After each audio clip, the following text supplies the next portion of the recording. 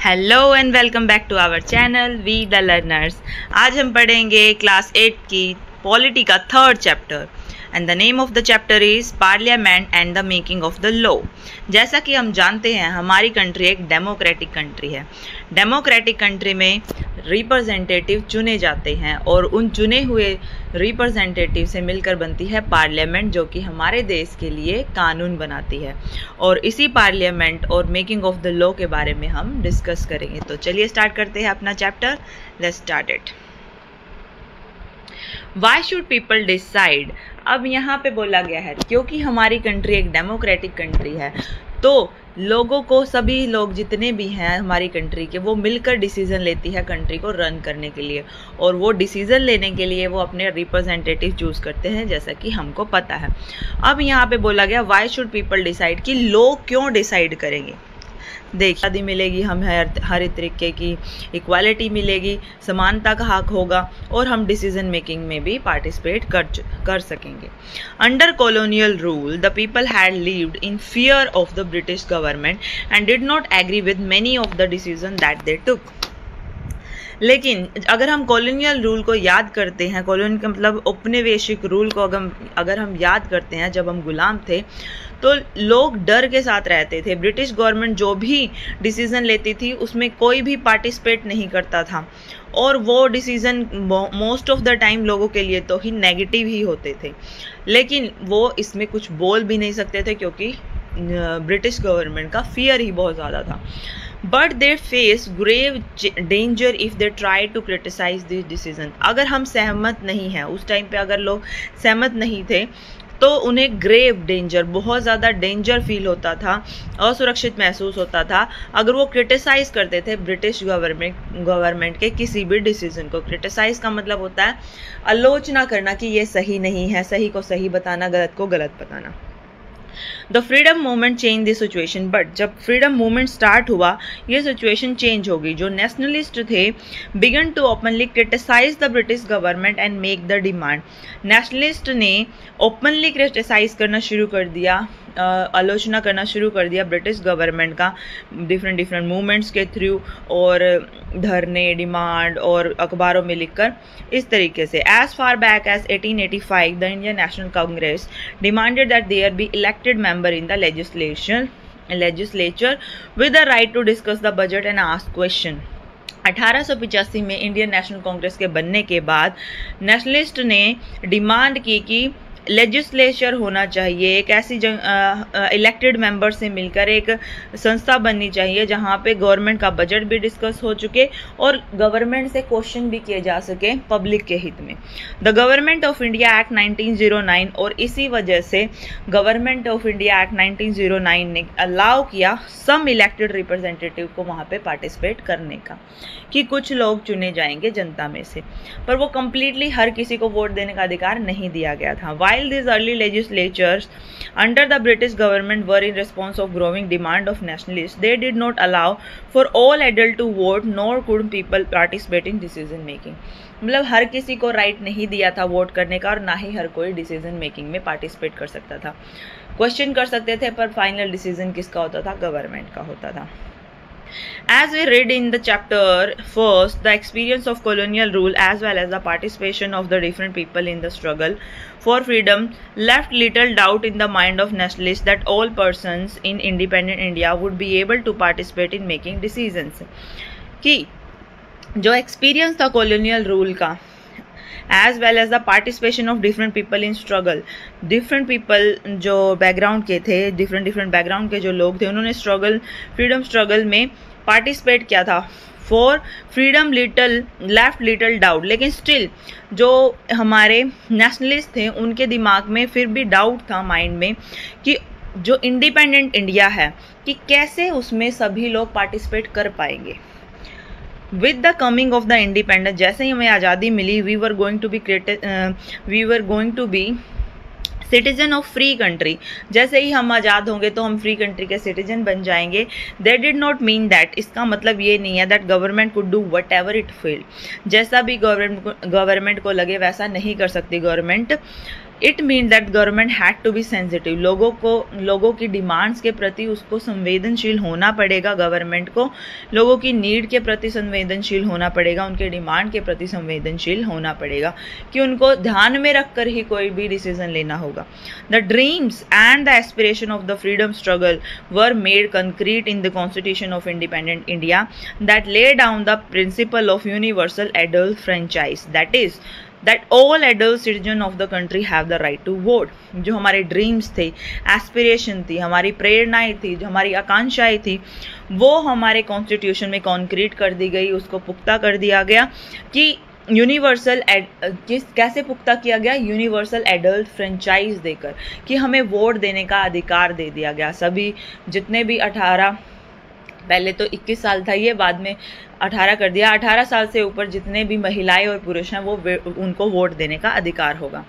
अब यहाँ पे कुछ बताया गया है, यहाँ पे एक पिक्चर है, यहाँ ये जो पर्सन है वो इलेक्शन के इंस्ट्रक्शंस पढ़ रहे हैं। The above photo show the voter reading the instruction how to use the electronic machine, electronic voting machine, EVM कैसे यूज़ करनी है। सबसे पहले ईवीएम 2004 के जनरल इलेक्शंस में यूज़ की गई थी, एक फैक्ट है, you can remember it. People and their representative, अब लोग अपने रिप्रेजेंटेटिव कैसे चुनते हैं। The take off point of the democracy is the idea of consent. Consent का मतलब है सहमति। मेन आइडिया क्या है डेमोक्रेसी का कि सबकी किसी पर्टिकुलर डिसीजन के लिए सहमति होना, that is the desire, approval and participation of people. और ये सहमति कैसी होगी, लोगों की डिजायर, उनका अप्रूवल, पार्टिसिपेशन डिसीजन में कि हमारी इच्छा है, हम अप्रूव करते हैं किसी भी पर्टिकुलर डिसीजन को, हम मान्यता देते हैं और पार्टिसिपेट करते हैं डिसीजन मेकिंग में, यही एक डेमोक्रेसी है। It is the decision of people that create a democratic government. लोग डिसाइड करते हैं कि कौन इस बार सरकार बनाएगा and decide about the functioning, और कैसे फंक्शनिंग होगी। The basic idea in this kind of the democracy is that the individual of the citizen is the most important person. Individual ही बहुत ज़्यादा इंपॉर्टेंट पर्सन है, सिटीजन है। That in the principle of government as well as other public institution need to have the trust of these citizen। जितने भी public institutions हैं उनमें trust होना चाहिए सिटीजन्स का। अगर सिटीजन का ट्रस्ट नहीं है तो गवर्नमेंट नहीं रन कर सकती, वो गवर्नमेंट लॉन्ग रन के लिए परफॉर्म नहीं कर सकती। How does the individual give approval, लेकिन ये भी पता होना चाहिए वो अप्रूवल कैसे देते हैं, लोग सिटीजन्स कैसे अप्रूवल देते हैं गवर्नमेंट को। One way of doing so, एक तरीका तो ये है as you read in through the election, आप इलेक्शन करवा सकते हो। People would elect their representative the parliament, parliament के लिए हमारे रिप्रेजेंटेटिव हम अपनी तरफ से हम इलेक्ट करते हैं। One group from among this elected representative form the government, और जो भी मेजोरिटी जिसके हाथ में आएगी, जो भी इलेक्ट हुए हैं उनमें से वो एक ग्रुप मिलकर गवर्नमेंट बनाएगा। The government which is made up of all representative together, जितने भी, और जो पार्लियामेंट है वो सभी रिप्रेजेंटेटिव को क्यूमुलेटिवली मिलकर बनती है, जो कंट्रोल करती है और गाइड भी करती है गवर्नमेंट को। in this sense through their decision representative from the government and also control it। इसी तरीके से क्या कह सकते हैं, चूजन जो रिप्रेजेंटेटिव हैं और गवर्नमेंट को कंट्रोल करती है, गवर्नमेंट को कंट्रोल पार्लियामेंट करती है। Role of the parliament, role of the parliament created after 1947 parliament create की गई। The Indian parliament is the expression of the faith that the people of India have in principle of democracy. Parliament किस चीज़ को express करती है, ये express करती है वो फेथ, वो विश्वास जो हमारे लोगों का है प्रिंसिपल ऑफ डेमोक्रेसी के अंदर, डेमोक्रेसी के सिद्धांतों के अंदर। These are the participation by people in the decision making process and government by the consent। और पार्लियामेंट क्या है, ये पार्टिसिपेशन है लोगों का ही, क्योंकि वो लोगों के ही रिप्रेजेंटेटिव हैं डिसीजन मेकिंग के अंदर एंड गवर्नमेंट के अंदर पार्टिसिपेशन बाय कंसेंट, सहमति के साथ। The parliament in our system has immense power, बहुत ज़्यादा पावर है पार्लियामेंट के पास, जैसे क्योंकि यहीं पर सारे लोग बनाए जाते हैं जिससे हमारी पूरी कंट्री रन करती है, because it is representative of the people. और क्यों पावर है इसके पास, क्योंकि ये लोगों की रिप्रेजेंटेटिव है। Election to the parliament are held in the similar manner as they are for the state legislature, वैसे ही इलेक्शन होते हैं पार्लियामेंट के जैसे कि स्टेट लेजिस्लेचर में होते हैं। The Lok Sabha is usually elected once every 5 year, हर 5 साल में लोकसभा के इलेक्शन होते हैं। The country is divided into numerous constituency, मतलब बहुत सारी कॉन्स्टिट्यूएंसीज में ग्रुप, एक पर्टिकुलर प्लेस के लिए एक रिप्रेजेंटेटिव होगा, पर्टिकुलर दूसरे के लिए एक रिप्रेजेंटेटिव होगा, तो उनको बोलते हैं constituency. Each of this constituency elect 1 person to the parliament, एक ही पर्सन होगा जो इलेक्ट होगा उस पर्टिकुलर एरिया से। The candidate who contest election usually belong to different political party, जो कैंडिडेट होते हैं ना, जो इलेक्ट होने के लिए खड़े होते हैं, वो डिफरेंट पार्टी से बिलोंग करते हैं। वंस इलेक्टेड, और जैसे ही वो इलेक्टेड हो जाते हैं, these candidate became member of parliament, को बोला जाता है मेंबर ऑफ पार्लियामेंट या फिर एमपी। और ये सभी एमपी जो होते हैं वो मिलकर बनाते हैं parliament. Once election to the parliament have taken place, जैसे इलेक्शन हो जाते हैं पार्लियामेंट के, parliament need to perform the following function, कुछ फंक्शंस परफॉर्म करने पड़ते हैं पार्लियामेंट को, जो कि बताया गया है। सबसे पहला फंक्शन है to select the national government. सबसे पहले तो गवर्नमेंट बनाई जाएगी कि कौन देश को रन करेगा, कौन इम्प्लीमेंट करेगा लॉज को। Parliament of India consist of president, Rajya Sabha and Lok Sabha. ये काफ़ी इंपॉर्टेंट क्वेश्चन है। पार्लियामेंट किन 3 ब्रांचेस से मिलकर बनती है? पार्लियामेंट बनती है प्रेसिडेंट, राज्यसभा और लोकसभा से। After the Lok Sabha election a list prepared showing how many MP belonging to each party, कि कौन सी पार्टी से कितने रिप्रेजेंटेटिव बिलोंग करते हैं। For a political party to form the government, किसी भी पॉलिटिकल पार्टी को अगर गवर्नमेंट बनानी है, उनके पास मेजॉरिटी होनी चाहिए इलेक्टेड एमपीज में, क्योंकि टोटल इलेक्टेड एमपी लोकसभा में है 543, और यहाँ पे वैसे तो टोटल स्ट्रेंथ कितनी है 545 है, अभी के लिए इतनी रख दी गई है। 2 एंग्लो इंडियंस है, और अब एंग्लो इंडियन नॉमिनेट नहीं करती पार्लियामेंट, तो इसलिए 543 हैं, जिनमें से अगर मेजॉरिटी करे, हाफ करे, तो 272 मेंबर होने ही चाहिए या उससे ज़्यादा, और जो बाकी बच जाते हैं उनको बोला जाता है opposition in the parliament by all the political party that are not part of the majority party, जो majority party में नहीं गिनी जाती। the largest among these party called opposition party, और जो इनमें जो गवर्नमेंट नहीं बनाती उनमें से भी जो लार्जेस्ट पार्टी होती है उसको बोलते हैं opposition party. One of the most important function of the Lok Sabha is to select the executive. Lok Sabha का सबसे बड़ा इंपॉर्टेंट फंक्शन है कि एग्जीक्यूटिव को सिलेक्ट करना, गवर्नमेंट को सिलेक्ट करना। The executive as you read in the chapter 1 is a group of person, वो ग्रुप ऑफ पर्सन होते हैं who work together to implement the law, जो लॉज को इम्प्लीमेंट करने के लिए काम करते हैं बाय द पार्लियामेंट, जो पार्लियामेंट ने बनाए हैं।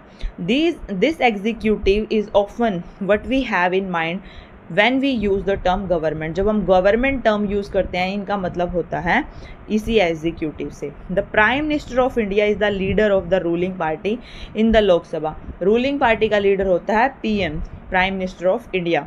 From the MPs who belonging to her party the prime minister select the minister to work with her to implement the decision. Prime minister उन मिनिस्टर्स को चूज करता है जो इम्प्लीमेंट करेंगे उनके साथ मिलकर decisions of the parliament.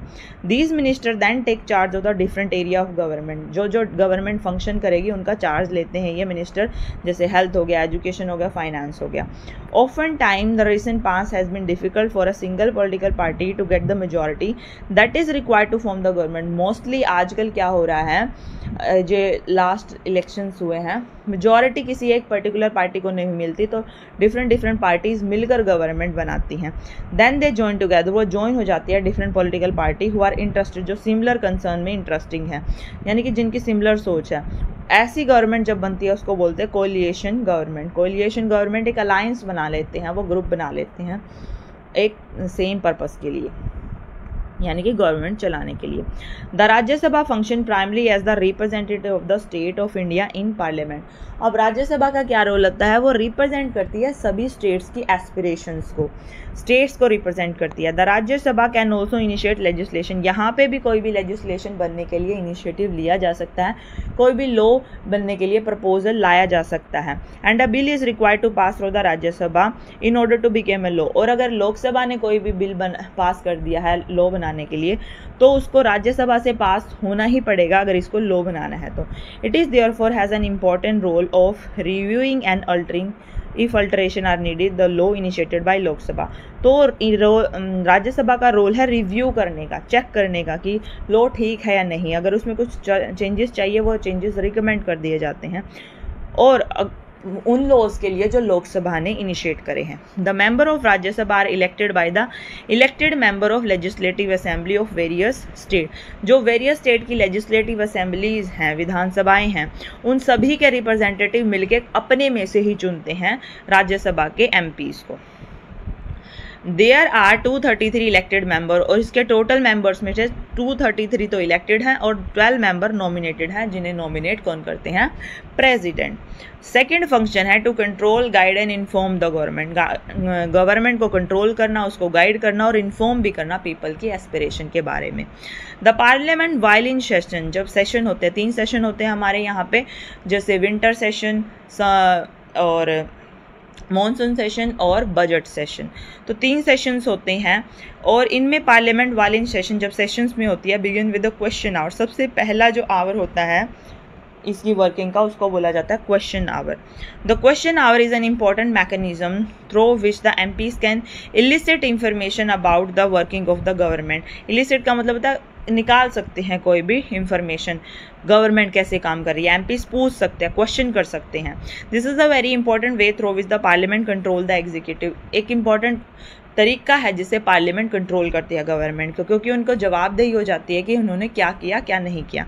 Bye asking question the government is alerted to its shortcoming, मतलब अलर्ट हो जाती है शॉर्टकमिंग से कि क्या उन्होंने गड़बड़ी किया है, क्या उनसे छूट गया है, क्या उनसे गलतियां हुई हैं, उससे वो अलर्ट हो जाती है। और come to know the opinion of people, और साथ में ही गवर्नमेंट को लोगों के ओपिनियन के बारे में भी पता चलता है थ्रू देयर रिप्रेजेंटेटिव, जो भी डिफरेंट रिप्रेजेंटेटिव है डिफरेंट प्लेसेस के, उनके द्वारा, यानी कि एमपीज के द्वारा। Asking the question of government is a crucial task for every MP. हर एक एमपी के लिए क्वेश्चन करना गवर्नमेंट से काफ़ी इंपॉर्टेंट है, क्रूशियल है। The opposition party play a critical role in the healthy functioning of the democracy, क्योंकि ओपोजिशन पार्टी जो है डेमोक्रेसी को अच्छे से फंक्शन होने में काफ़ी हेल्प करती है। कैसे हेल्प करती है? वो गवर्नमेंट को गाइड करके, इन्फॉर्म करके। They highlight drawback in the various policy, वो बताते हैं कि ये पॉलिसी में ये कमी है और यहाँ पे जनता की आवाज़ उठाते हैं वो। Programme of the government and mobilise the popular supporter their own policy, और अगर गवर्नमेंट नहीं मानती है ये सारी चीज़ें तो वो मोबिलाइज भी करते हैं लोगों को, अपनी तरफ सपोर्ट भी लेते हैं अपनी खुद की पॉलिसीज़ के लिए। The government gets valuable feedback and keep on its toes by the question asked by the MPs. Feedback मिलती है गवर्नमेंट को बहुत अच्छे तरीके से, और उनको कई बार घुटनों पर ले आते हैं वो, जब गवर्नमेंट अच्छे से फंक्शन नहीं करती उस दौरान। In addition in all matter dealing with the finance the parliament approval is crucial for the government. मतलब कि अगर फाइनेंशियल डिसीजन लेने हैं, जो बजट है उसको पास करवाना है, जिससे पूरी कंट्री रन करेगी, जिस बजट पे, वो भी पार्लियामेंट के अप्रूवल के बिना खर्च नहीं कर सकती government. This is one of the several way in which the parliament control, guide and inform the, यही तरीके हैं जिनसे इन्फॉर्म होती है, कंट्रोल होती है और गाइड होती है government. The MPs are representative of the people, have a central role in controlling, guiding and informing the parliament, and this is a key aspect of the functioning of Indian democracy. Central role है representative का, MPs का, कि control करने में, inform करने में parliament. How do new law come about? अब ये है कि जो पार्लियामेंट है वो कैसे नई लॉ लेके आती है। The parliament has an important role in making law. There are many way through which it take place. It is often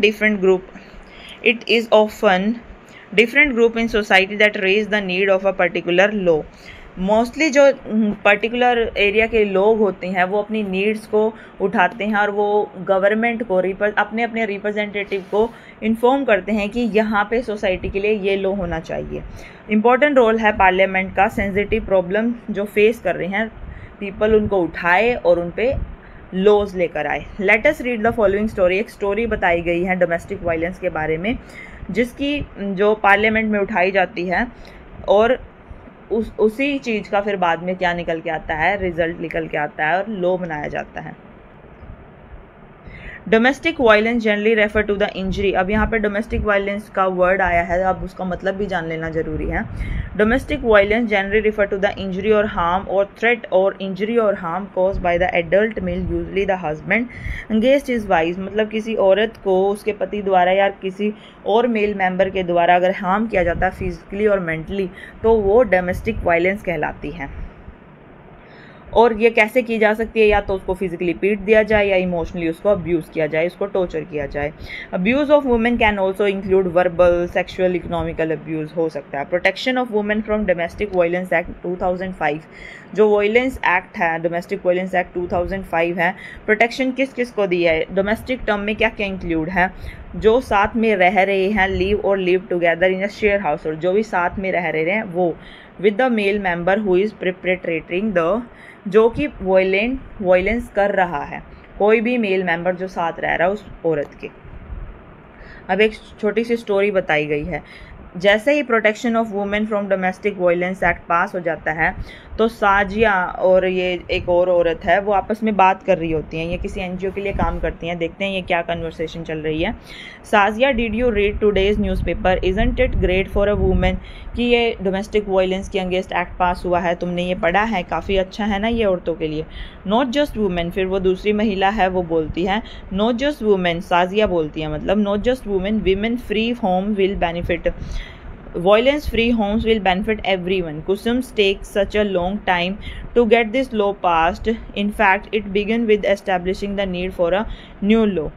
कि ये काफ़ी अच्छा है, ना सिर्फ उन महिलाओं के लिए जिनके साथ ये बदसलूकी होती है, वायलेंस होती है, बल्कि पूरी फैमिली के लिए ये अच्छा है। और हमने मतलब काफ़ी लंबा संघर्ष लड़ा है इस लॉ को पास करवाने में। कुसुम एंड साजिया जो हैं, अभी इनका बैकग्राउंड में बताया गया है, कुसुम और साजिया दोनों करती हैं किसी भी ऑर्गेनाइजेशन के लिए काम, एनजीओ जिनको बोलते हैं। दे रिमेंबर द जर्नी, अब उनको अपनी जर्नी रिमेंबर, अब याद आ रही है कि हमने इसके लिए कितना लंबा संघर्ष किया है ये लॉ पास करवाने में, और ये कैसे बिल पास हुआ है। अब यही बात बता रखी है कि क्या संघर्ष था इसके पीछे। अप्रैल 1991 में एक नॉर्मली वो जैसे डेली काम करती है ऑफिस में, वैसा ही दिन होता है, और कुछ महिला आती है। आई नीड एडवाइस, वो एक महिला कहती है कि आई नीड एडवाइस, मुझे सलाह चाहिए। My husband beat me up, मुझे मेरे पति ने पीटा है। I haven't told anyone so far, मैंने अभी तक ये बात किसी को नहीं बताई। आई फील सो अशेम्ड, मुझे काफ़ी शर्म आ रही है। I can't go on like this any more, और लेकिन मैं इसको झेल भी नहीं सकती आगे। But I have nowhere to go, अब मेरे पास कोई जगह भी नहीं है कि मैं उस घर के अलावा कहीं और जाऊँ, लेकिन वहाँ पे मेरी पिटाई होती है। और दूसरी एक महिला आती है, बुजुर्ग महिला, वो क्या कहती हैं, I am being ill treated by my son and daughter in law, मतलब मुझे मेरे लड़के और उसकी पत्नी ने काफ़ी बुरा बर्ताव किया है मेरे साथ। दे वर्बली अब्यूज़ में, मुझे गालियाँ देते हैं। I have no access of my bank account, और मुझे मेरे बैंक अकाउंट की भी एक्सेस नहीं दी गई है। They may even throw me out, और मुझे वो मेरे घर से भी निकाल सकते हैं। अब इनका रिस्पॉन्स क्या है आगे further. I do not want to go to the police, वो जो महिला थी अपने पति के बारे में शिकायत कर रही थी कि भी मैं पुलिस नहीं जाना चाहती, बस मैं चाहती हूँ कि वायलेंस स्टॉप हो जाए। I just don't want to be thrown out of the house I am living in, और वो जो बुजुर्ग महिला है वो बोलती है कि मैं घर से बाहर नहीं रहना चाहती, मुझे उसी घर में रहना है जहाँ मैं पहले से रह रही हूँ। अब ये जो महिला है जो जिससे ये शिकायत करती हैं, वो बोलती है, unfortunately the existing law is a criminal one and does not offer these options, कि जो अभी लॉ है उनमें ये प्रोविजंस नहीं हैं, उसमें सिर्फ पुलिस का ही प्रोविज़न है। ऐसे जो आप मांग रही हैं ये रियायतें, वो नहीं अवेलेबल हैं। थ्रू आउट 1990s, फिर 1990s में है, the need for a new law was raised in different forum में ये नीड्स को उठाया जाता है। We have heard testimony of several women. We have seen the women want protection against being beaten and the right to continue living in shared household and often temporary leave. We need a new civil law to address this. मतलब public hearing में जो महिलाएं हैं और जो संगठन है वो ये आवाज़ उठाती हैं कि ये उन्हें और लॉ चाहिए ताकि उनकी शिकायतों को पूरा किया जा सके। वो उसी घर में रहना चाहती हैं, वो नहीं चाहती उनके साथ वायलेंस हो। तो ये मुद्दे उठाए जाते हैं पब्लिक हियरिंग्स के दौरान। पब्लिक हियरिंग का मतलब होता है जब कोई अधिकारी आके पब्लिक के साथ कन्वर्सेशन करता है, उनकी शिकायतें सुनता है वो। इन 1999 lawyers collective Lawyers Collective, a group of lawyers, law students, and activists, after nationwide consultation, took a lead in drafting the Domestic Violence Prevention Protection Bill. This draft bill was widely circulated. Circulate किया जाता है draft, सभी मिलकर, सभी group, lawyers के group, students के group, activist एक circulate करते हैं कि ऐसा होना चाहिए डोमेस्टिक वायलेंस के खिलाफ law. The definition of the domestic violence should include, इसमें अब ये डिस्कस करें कि डेफिनेशन में क्या क्या आना चाहिए डोमेस्टिक वायलेंस में। फिजिकल, इकोनॉमिक, सेक्सुअल और वर्बल सभी तरीके की जो अब्यूज़ होती है वो आनी चाहिए। The law should over cover any women, जो भी रह रही है एक शेयर डोमेस्टिक स्पेस में, उन सभी महिलाओं को कवर किया जाना चाहिए ताकि उन सभी को प्रोटेक्ट किया जा सके इविक्ट होने से शेयर हाउस होल्ड से। What about some monetary relief, अब कोई कह रहा है कि भाई मॉनेटरी रिलीफ भी होना चाहिए। Meeting were held with different organisation, सभी ऑर्गेनाइजेशंस के साथ मीटिंग की जाती है पार्लियामेंट में, नहीं ये जो रिप्रेजेंटेटिव है गवर्नमेंट के वो भी मिलते होंगे उनसे। The women's movement want a new law on domestic violence, the government should introduce it in parliament soon, कि भाई सभी ऑर्गेनाइजेशन जो वुमेन से रिलेटेड है वो यही डिमांड रेज करते हैं कि ऐसा कोई कानून होना चाहिए। Finally the bill was introduce in parliament 2002, फिर 2002 में ये पार्लियामेंट में बिल आ जाता है। This bill has none of what we have been suggesting, लेकिन बिल में तो वो प्रोविज़न नहीं होते हैं जो कि सजेस्ट किए गए थे। We must oppose the bill present form, अब औरतें जो ये ऑर्गेनाइजेशन है औरतों के वो बोलते हैं कि हमें तो अपोज करना चाहिए ये। Let's have a press conference, we could also start online petition, online petition मतलब एक तरीके से गुहार लगा सकती हैं कोर्ट में कि भाई हाँ ऐसा नहीं होना चाहिए, तो वो डिसाइड करते हैं। सेवरल वुमेन ऑर्गेनाइजेशन और national commission for women submit करते हैं पार्लियामेंट स्टैंडिंग कमेटी को अपनी डिमांड, जो एस्टीम मेंबर होते हैं पार्लियामेंट स्टैंडिंग कमेटी के। The present bill must be change, अब वो बोलते हैं कि बिल तो चेंज होना चाहिए, डेफिनेशन जो है वो प्रपोज करी है उससे हम खुश नहीं है। The law need to provide the temporary custody of children है वो भी प्रोवाइड करनी चाहिए। फिर 2006 में क्या होता है, नया लॉ फिर से आता है। This law is the first recognise the women right of a violence free home, ये रिकॉग्नाइज करता है ये बिल कि वुमेन्स को राइट है वायलेंस फ्री होम में रहने का। And provide the comprehensive definition, अब डेफिनेशन जो थी डोमेस्टिक वायलेंस की वो बढ़ा दी गई है, उसमें काफ़ी सारी इकोनॉमिकली, फिजिकली और वर्बल एब्यूज थे वो इंक्लूड कर दिए गए हैं। This is the civil law aimed at providing relief to millions of women including wifes, mother, daughters and sister affected by violence in the home. ये काफ़ी कॉम्प्रिहेंसिव होता है जो बिल आया है जिसमें सभी प्रकार की महिलाएं शामिल हैं जो शेयर्ड हाउस होल्ड में रहती हैं। This law is very significant step because it recognizes the right of the woman to live in shared household.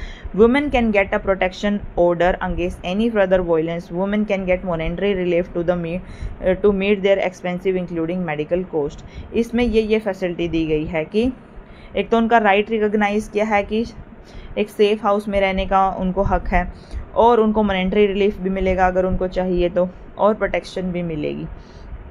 Now being another long journey, अब बोला कि अब और भी एक लंबी जर्नी है। कैसे कि yes now the government has to ensure that this law is implemented and enforce, अब गवर्नमेंट का काम है कि ये जो लॉ तो बन गया है इसको इम्प्लीमेंट बहुत अच्छे से किया जाए। As the above example show, जितने भी हमने एग्जाम्पल अभी पढ़े हैं, रोल ऑफ सिटीजन काफ़ी क्रूशियल है पार्लियामेंट में डिमांड उठाने के लिए कि ऐसा पर्टिकुलर लॉ होना चाहिए। Crucial in helping the parliament frame different concern that the people might have into law, कि भाई अगर पार्लियामेंट ने कोई लॉ बना भी दिया और उसमें कुछ कमियां हैं उसको भी पार्लियामेंट को बताने के लिए लोगों का काफ़ी एक इम्पॉर्टेंट रोल है। From establishing the need for a new law to its being pass at every stage of the process, जितनी भी स्टेज हैं न्यू लॉ प्रपोज होने से लेकर उसके पास होने तक, तो इसमें voice of the citizen crucial होती है, इंपॉर्टेंट एलिमेंट है ये। This voice can be heard through the TV, और ये वॉइस हम कैसे हर्ड कर सकते हैं, पार्लियामेंट तक कैसे पहुंचा सकते हैं, टीवी रिपोर्टर्स के थ्रू, न्यूज़ पेपर के through, radio broadcast, local meeting, इन सभी के through, all of which help in making work that parliament does more accessible and transparent to the people, कि जो भी इन सब चीज़ों से पार्लियामेंट का काम और ट्रांसपेरेंट होगा, पारदर्शी होगा, लोगों के हित में होगा। अनपॉपुलर एंड कॉन्ट्रोवर्शियल लॉ, ऐसा नहीं है कि पार्लियामेंट हमेशा ही लोगों के हित में लॉ बनाते हैं, कई बार ऐसे लॉ भी बना दिए जाते हैं जो लोगों के हित में नहीं होते और फिर पब्लिक के रिएक्शन के थ्रू कई बार वो ख़त्म कैंसिल कर दिए जाते हैं वो लो, या फिर कोर्ट के द्वारा उनको वॉइड कर दिया जाता है। Let us now look at the situation where the parliament passes the law that turn out to be very unpopular. कुछ ऐसे लॉ बन जाते हैं पार्लियामेंट के द्वारा जो अनपॉपुलर होते हैं। Sometimes the law can be constitutionally valid and hence legal, but it can continue to be unpopular and unacceptable to the people because they feel that the intention behind it is unfair and harmful. मतलब legal होते हुए भी जो law हैं वो कई बार unpopular होते हैं क्योंकि लोगों को ऐसा लगता है वो उनके हितों की रक्षा नहीं करते, उनके पीछे इंटेंशन अच्छी नहीं है, हार्मफुल और अनफेयर है, जस्टिस नहीं है। Hence people might criticise this law, तो लोग क्रिटिसाइज कर सकते हैं, इसकी आलोचना कर सकते हैं। जैसे कि अभी रिसेंटली किसान आंदोलन हुआ था, ये हुआ था, एग्रीकल्चर बिल पास हुए थे 3, वो बिल फार्मर्स के हित के खिलाफ लग रहे थे, उन्हें अपने हितों के खिलाफ लग रहे थे, इसलिए उन्होंने मास प्रोटेस्ट की और उसका काफ़ी विरोध किया। फिर पार्लियामेंट को वो अपने लॉ वापस लेने पड़े।